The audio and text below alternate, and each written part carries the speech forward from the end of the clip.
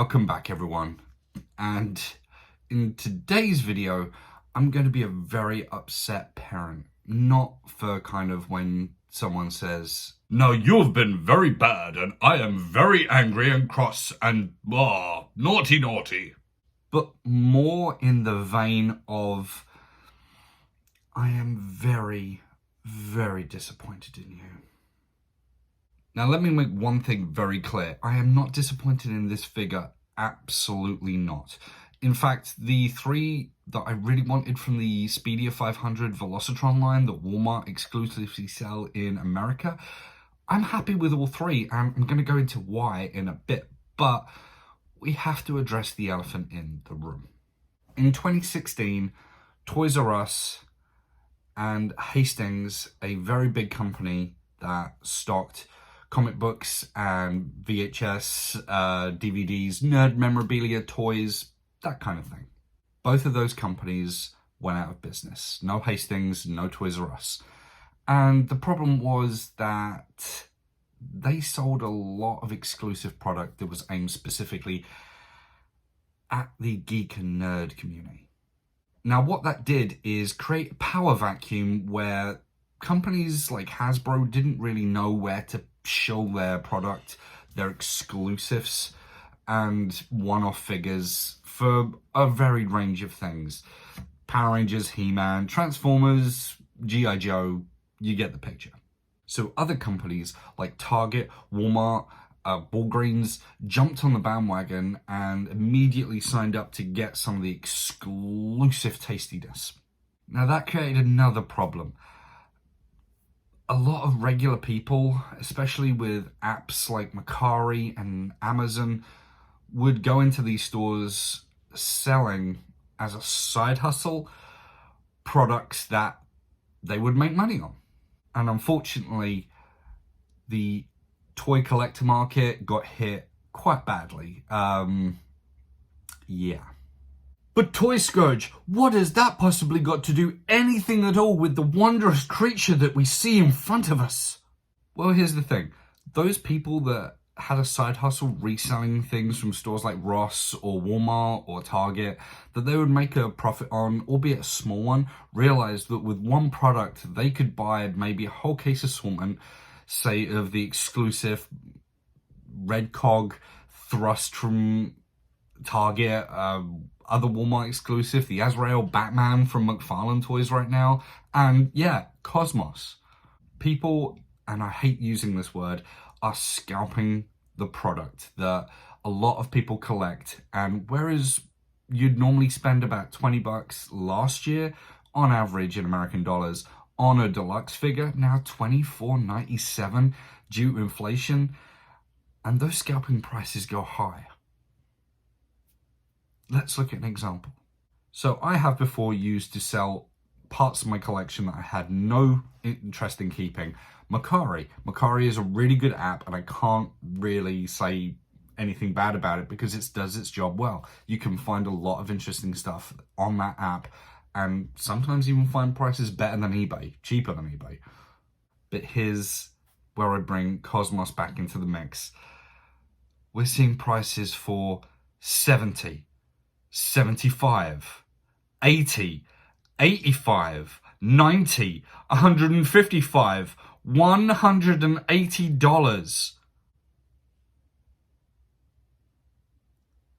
Am I the only crazy one in the room? Now, I get wanting to get your hands on something that you've been waiting for ages. Road Hauler here, I immediately saw in the promo photos way back, and I immediately knew that I wanted him. I didn't really care about the rest, but like everyone else, I kind of got sucked up into the cosmosness, if that is a word.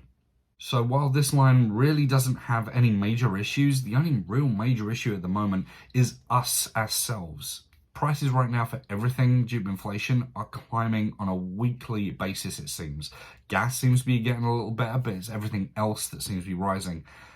And really, do we need to be doing what we're doing? I only really ask because It's the end of July, getting towards the end of August, and we're heading into September when there's a lot of product in stores like Ross, TJ Maxx, and Burlington Coat Factory that are on clearance. There are several really good deals out there if you can go and find them. It's just having to sift through a lot of other stuff. Even things like the latest Legacy line that Walmart got for Beast Wars. This guy I picked up at my local Walmart for $13. This is technically brand new. There was a set of 3, 2 Predacons, 1 Maximal, and they came out at the end of April. That's less than 6 months and it's already on clearance. That's crazy. This Amazon exclusive set of Worlds Collide or Worlds at War, I forget, but it was under the Kingdom line and was brand new for an Amazon exclusive last year, 2021. And it was already a Ross, $23.99. That's crazy. The point I'm trying to make before I get into the review is maybe if we held on and just had a little bit of patience, maybe we could actually stop this from happening. It's a big ask, and I know the thrill of finding something you've been after for ages, especially when it's a brand new mold and a brand new figure and you might not get it at all, is very hard to resist. But really, if anyone important ever watches this, one of these per case assortment, when you know that it's going to be a hot seller and you know that it's going to be scalped and you know people are going to be fighting in the aisles for it, Hasbro, what are you doing? That's it. Rant over. I'm done. Let's talk about some toy goodness, shall we? I think we should. Now, firstly, I really love this packaging. This is the hopefully new standard we're going to be seeing with Transformers moving forward. These come packed in their vehicle modes. Classic. I feel we need to get back to our roots, because I feel like seeing this on shelves again makes me actually feel like a kid back in Ely's toy store again, seeing old versions of G1 and G2 on the shelf. It just brings that feeling back, you know? I mean, it does the job. It's got a nice color palette. It doesn't seem too clashy, and even though it's a lime green Transformer on like seemingly blue background, it doesn't really clash that much. Same can be said for the others as well, and I didn't keep those boxes, but Road Hauler's box I felt I needed to address again as another minor nitpick. All of the Voyager boxes, and anyone who follows my Instagram will know that there was a whole case assortment of the Voyagers, and they were all kind of a little bit, let's just say, worse for wear. So really, as a group, the only 3 that I really ended up wanting or seeing on the shelf and deciding I wanted was obviously Road Hauler, Clampdown, and Cosmos. I mean, for me, those 3 are the standout big ones of this wave, and I know that people have their favorites, and I know that everyone's different, and everyone now has their own specific area of Transformers like Beast Wars or G2 to go to, but for me, these 3 were just awesome. Now, obviously, they come packaged in vehicle mode, and the good thing about this is, especially with Clampdown, is a lot of people have been stealing from open boxes without the plastic recently, so his siren is actually packed in with his weapons at the back, so that is a really good thing. Hasbro actually thought that one through, which is props to them. The head, obviously, is from the original Siege, if I remember correctly, just done in a different color. Comparing him with Generation Select's Clampdown here, the only really things that he doesn't share is a head, due to the fact that the ears on him are a little bit different. Front bumper or hood of the car, which is more Earth mode. The paint scheme makes it a little bit more Earth mode, even though it's from Velocitron, which doesn't really make sense in the grand scheme of things, but this is a good mold, so I'm not really going to complain. And obviously, if you pay close enough attention, you'll notice the back is a lot different too, of the legs, the back spoiler part of the car. So yeah, it's at a glance extremely similar and shares almost everything, but it doesn't quite, and I think that gives it a bit of a different flavor than the rest. Obviously, he's got more in common with the Amazon exclusive Sideswipe, And his paint deco doesn't really give that flat front bumper look, because that sideswipe is got a black stripe on the front, which makes that front bumper when he's in robot mode look very flat and very squared off. But he feels very rounded and very natural, but just because of the paint scheme, which is really good. In robot mode, I think that's where he shines the most, especially when you compare him against his Generation Selects mold mate. It's a good contrast, and the white and black is just in good proportions. The plastic feels a bit more wavery, if that's a thing. It doesn't feel up to such a good standard as, say, Siege or Earthrise, but it really still does hold up its own, and there's not really any mold degradation, so props to that one for making it through. At the end of the day, he really does shine on his own, and it's part of the Diaclone universe color scheme, which I know quite a few people are collecting, and it's really good to get the original Japanese color schemes of the original toys that Transformers are based off on shelves. And it's on shelf at Walmart. It's literally there in the toy section. There's no hard searching online or exclusive online. If you go into Walmart, you'll probably see one of these on the shelf, and it's a good pickup. It's like the Jets, the Seekers. Once you've got one, you've got them all, but the color schemes are ones that really separate them out. So yeah, this one for me was a win. I mean, it's a really cool sports police car that does what it says on the tin, and it does it well. It's functional, there's no mold degradation, as I've said, and it's just a handsome looking dude. Now, getting into Road Hauler next. His paint scheme, I have to say, or color scheme, whatever you want to call it, is just brilliant. I am a huge sucker for bright, garish, neon, disgusting tracksuit looking color schemes, and it speaks to me on a level which is unmatched. It's really so good, and what sells it for me is the fact that the mold, just like Clampdown, is a solid, really good mold, and there is nothing wrong with it. Inferno is great, Artfire is good, Grapple was good, and he really does own his own color scheme, and that's not all. Hasbro actually went and fixed the pegs on the back of the crane where he pegs in and transformation to the feet, so they're stubbier and they've got a little ridge in them, which I'm not really sure if Grapple had now because I sold mine, but there's no break off now, so there's no issue with getting that stuck in there and having a broken transformer that you cannot transform into truck mode. So that's another tick in my book. Getting into robot mode, he is absolutely glorious. He's a really good size. His paint deco is really good. There's just enough on him to keep him looking interesting. The blue plastic in the lights and the windscreen really complement that green really well. The detailing is still like the others, picked out really good. You've got bits of the elbow that's picked out, small little bits like engineering in the arms, wires, the general good stuff like I mentioned on my previous video with Rhinox. Small details that just go a real long way. And boy, can I say nothing but praise for this head sculpt. Now, I know a lot of people do not like screaming faces or faces with any motion or expression at all, but for me, this head sculpt is just it screams personality. I think that's what I'm trying to say. And this character, FYI, was originally orange in the original G1 cartoon. They just said the wrong name. So him to get a new color scheme that's separate from Grapple's and his own bio and everything, accessories, a figure even. And this is a character that was on screen for 5.6 seconds.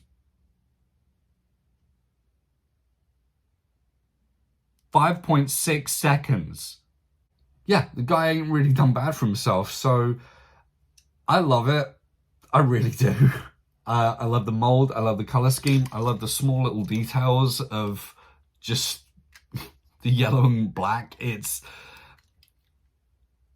good. It's just so good. And I know a lot of people have been turned off by this, or just don't know who he is, but he's grand. He really is. He's a step up from Clampdown in everything. Size, head sculpt, coloring. This is my guy.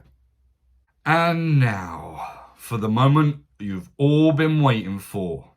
The utter evisceration of Cosmos. He's a shit figure. No, I'm kidding. Like I said in the start, this guy is just a bundle of fun.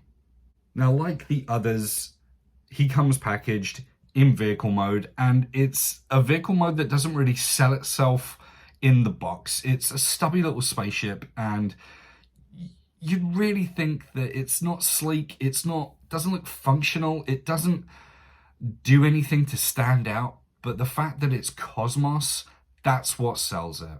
He's a tubby little spaceship, and he's bloody well proud of it, and you should be too. But again, packaged in vehicle mode was a genius idea. It really gets back to that old aesthetic of Transformers. It speaks to kids and collectors because of the color schemes, the characters, the packaging. As many problems as exclusive lines have, this Speedia 500 line for Walmart, I really hope continues, because it's hit and miss for me, but those hits are really big hits. And again, flipping that point over, those hits work in different ways for different people. I know so many people that were excited for more Diaclone or more G2. And I know people were excited for things like Override as well, because she hadn't had a figure in forever, and it was yet another Transformer that you could add into your female collection. Anyway, getting back to this guy, the transformation on this one, it's real simple and real sweet. And I didn't mention the transformation into the others because they're just remolds, but this is a brand new mold, and it's fun, it's playful from top to bottom, from vehicle to robot mode and everywhere in between. There isn't a part of this, apart from the hollowness in the arms, that I can really have a bad word about. The yellow plastic for the legs and the painted yellow, two very different shades, but I think that works. It gives it some color variation to break it up. The paint on the chest and the Autobot logo with the little blue highlights, it's just, every part of this is fun. It feels fun.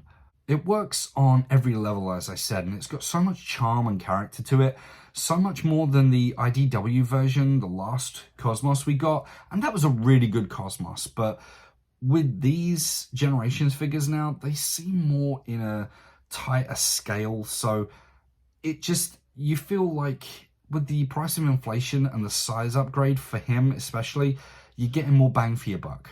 And really, I could sing this guy's praises all day along with the other two, but for me, it's the paintwork, the attention to detail. Someone with Hasbro really loves certain characters.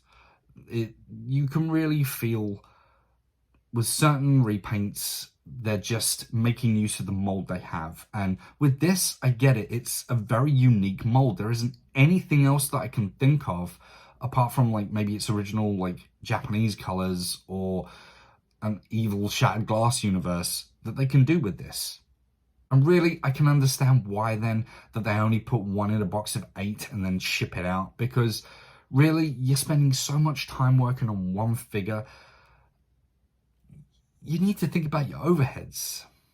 I'm really talking about overheads is just gets on that depressing road back down to scalping again, and it's really sad.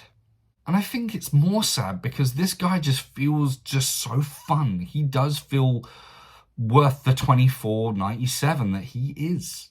So all in all, these guys as a collection group are just really good, and I know that if I get the others, I'll probably feel the same way about them too, but between you and me, if the other Legacy line spent less than 6 months on pegs before it started getting reduced in some Walmarts, it may not be the same for all of them, then the Speedia 500 line has got a very limited lifespan on shelves.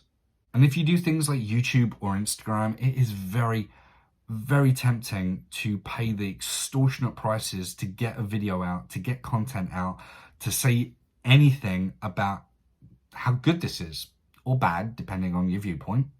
But I just want to add this in. I have watched a lot of videos recently of TF Nation experiences and hauls from a lot of creators, some very well established, some just starting out. It's a fandom that is from top to bottom brilliant. I don't think there is any area or aspect of this fandom of Transformers that is bad.